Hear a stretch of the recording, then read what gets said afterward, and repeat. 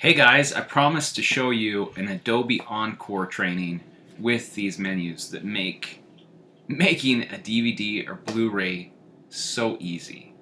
So what I'm going to do is make one for you real quick, and I will save it as a file so that you guys can look at it, and it will help you to make your own class DVDs with your own projects.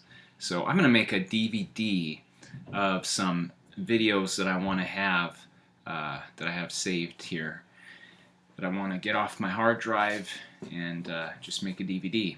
So the first thing that we can do after we've opened it and set it to our project type, whether it's going to be a Blu-ray or a DVD, we can pull in a menu. So over here in your library, there's a list of these menu options, from corporate to education. You can see like sub menus. Let's see, general menus, crib menu, Halloween menus. Some of them are specifically for high definition. But I know which menu I want to use. I want to use this electric menu. And we can choose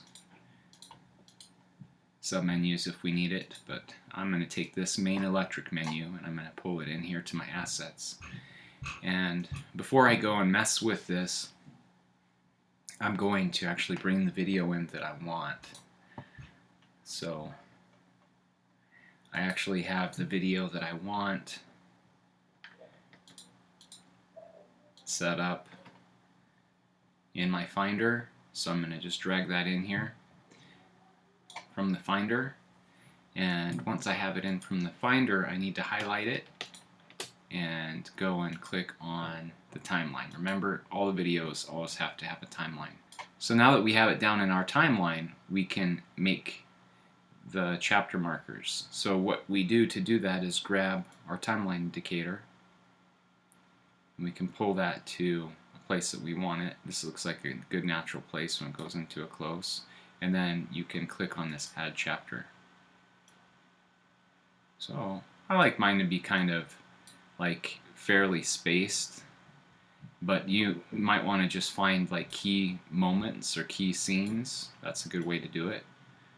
But in this, it's going to be just the same thing. So I'm just going to, if I knew certain topics that he talked about at certain times, that would be great, but I don't. So I'm just going to make a few keyframes. And yeah, so then there's Wally Pfister. We can go to Roger Deakins, and these are just some of my favorite cinematographers, so I went and downloaded these from YouTube. So now I'm going to make a DVD out of them. And so there's Roger Deakins, and then there's this by Brown. And this is actually just Brown doing some lighting setups. So I'm not going to put any marks in that. And then we got this other one that's basically this guy giving some tips on lighting eyes. That's very kind of interesting. I'm not going to put anything in that either. So basically I have these two main interviews, and then Brown and lighting eyes. So now that I have that, this is a good time that I could go in and look at my menu and decide what I want to have. So I know that I have 4 videos, and I have basically 6 links here. So I'm going to click on that, and I'm going to hit backspace, click on that, and hit backspace, and then you can nudge it up with your arrows up and down or sideways. Sometimes what I like to do is put it right on the other button, so I know it's totally lined up, and then I can use my right arrow key, and push it over. And that's a good way to make sure that things are lined up. So I'll lay this right on top.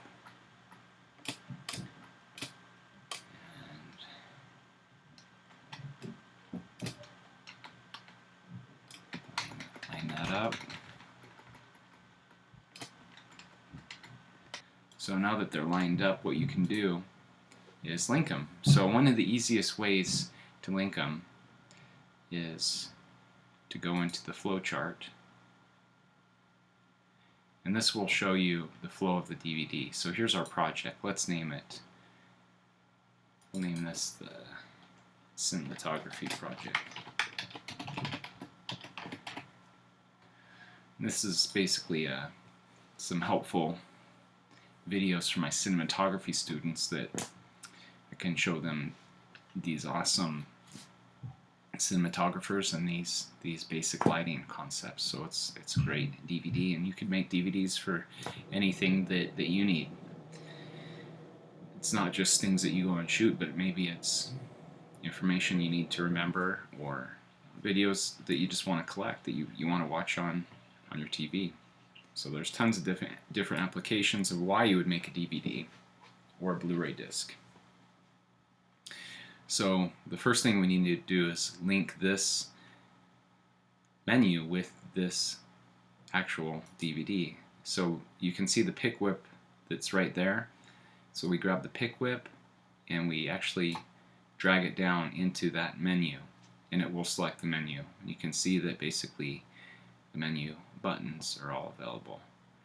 So we need to go to the first one, the beginning, and I want to link it to this Roger Deakins. So I'm going to click on the beginning, and I'm going to change that to Roger Deakins. And I could grab this pick whip right here, and it actually will, you could drag it to the cinematography sub picture here, and that's one way you can do it. Or let's go to the second one. This one's brown, so let's click on the second one, and let's change this name to brown. And what we can do is, with our pick whip, go and just drag this to brown. So now we have brown there. So there's different ways to do it. And then the next one we will name brown. And that's just a good point. You want to check your links and make sure that they're correct. You don't want to be linking to the wrong thing. So doing a preview is really a great thing when you're done. So there's brown to brown, and then let's change this last one to lighting eyes.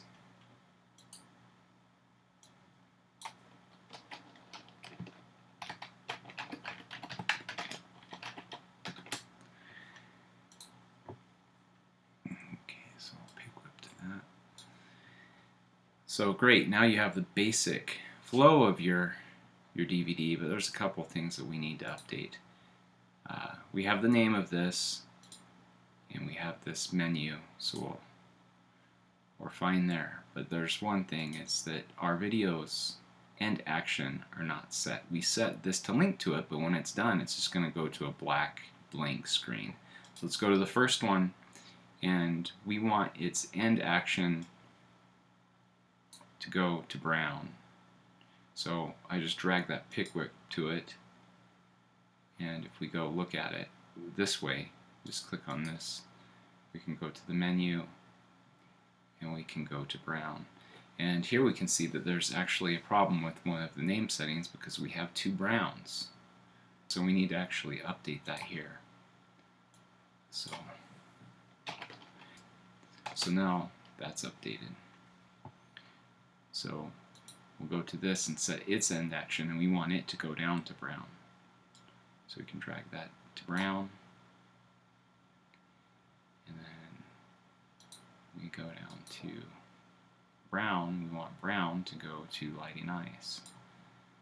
So instead of using the pick whip, we'll just go through the menu settings. There's the menu. We want to go down to lighting eyes. And then lighting eyes, we're down to the bottom. So what we want to do is just go back to the top.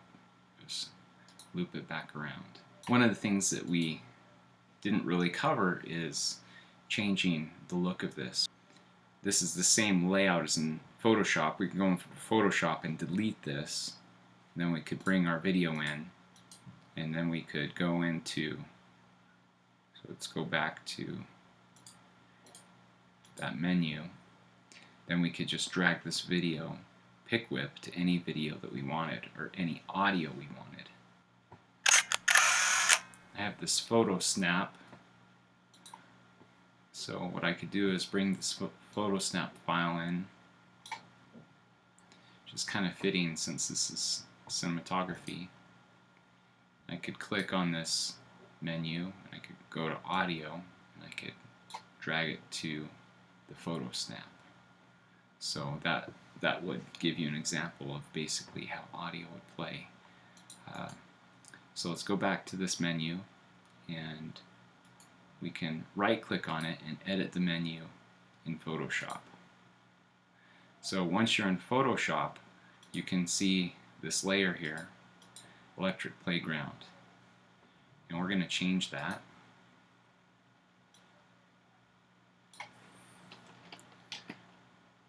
to, put this in caps, to cinematography.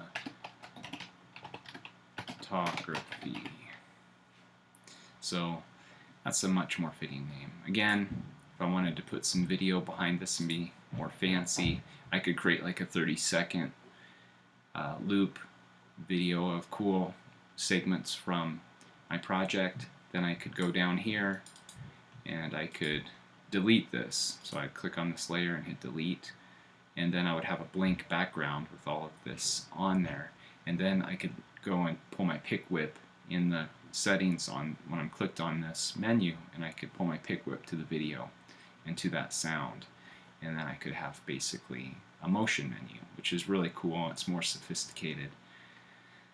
So I'm not going to do that for this DVD because I think you get the gist of it. But the last thing I want to do while I'm here is you can make your own menu.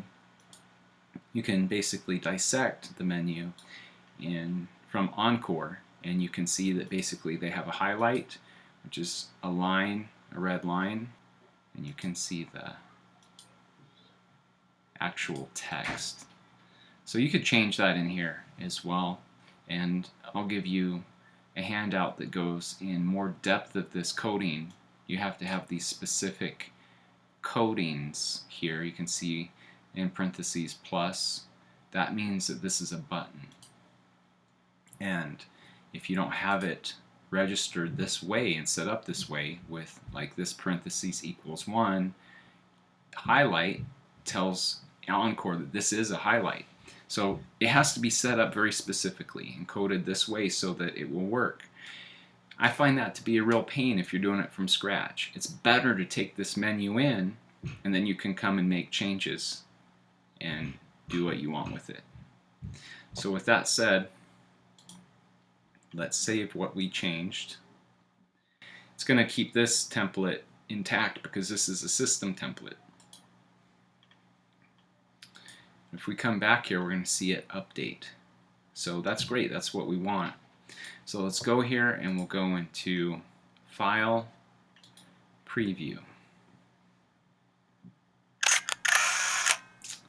There's our cool sound, and that works. And let's go to Roger Deakins. Cool. That's great. Let's hit next. Isn't at times. It's going through the different do you feel like chapters that were set. your neighbor's coming by? Let's hit this button. This will take us back to the menu. To the front. Let's click this title menu button. Let's click on. My wife is going to be so jealous. Yeah, so that's right. It goes Cut glimpses of to Wally. magazine of film on there. It's great Go to marriage, the isn't end. it? Yeah. Loud, and some people have. And it goes to brown like it's supposed to. Let's click on brown. Yep, that's brown. In this workshop, we lit the... Let's click this to go to its end action. Lighting eyes, that's correct. Lighting eyes should take us back up to Roger. There we go.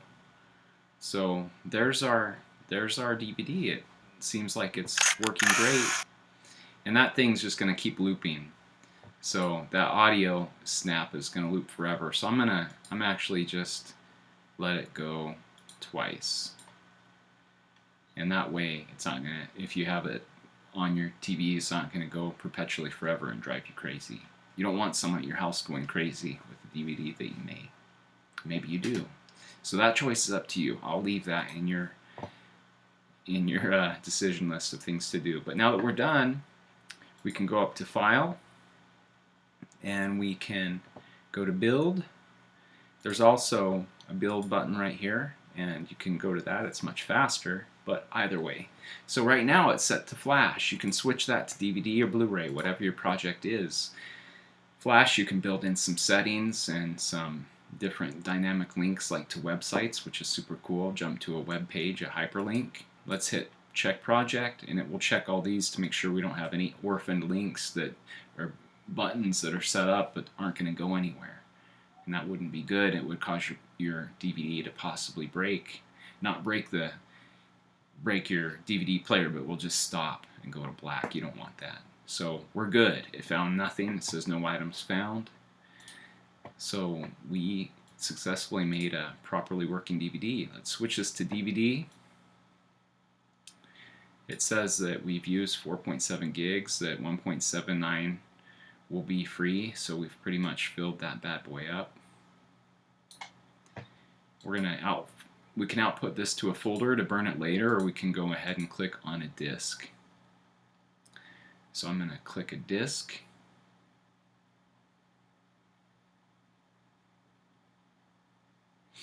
It's going to look for the disk, so what I need to do is going to look for that drive. So now I need to put in a recordable disk.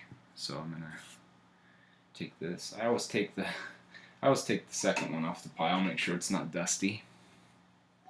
I'll put this in.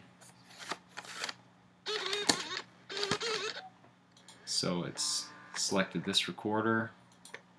Great. And I actually have a Blu-ray player, so if I want to make a Blu-ray disc, I can plug my Blu-ray player in. And that helps a lot. But you can't do it without it because the Mac doesn't have a built-in Blu-ray player. So the sky's the limit. You can do what you want. I'm going to hit ignore because I know that I put a blank disc in. And come down here. If you had DVD-ROM content that you put into a folder, like maybe you have some scripts or a resume or something like that, you can browse to it right now and attach that. So that's pretty cool.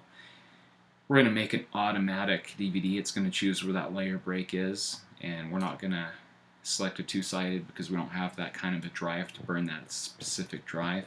We're going to go to all regions, and if you have some reason for copy protection, you can purchase this CGMS CSS Macrovision plugin. It doesn't come with Encoder. You have to buy that separately. So looks like everything's good. So we're going to go and hit build. It's going to save the project. It's going to start transcoding these videos, and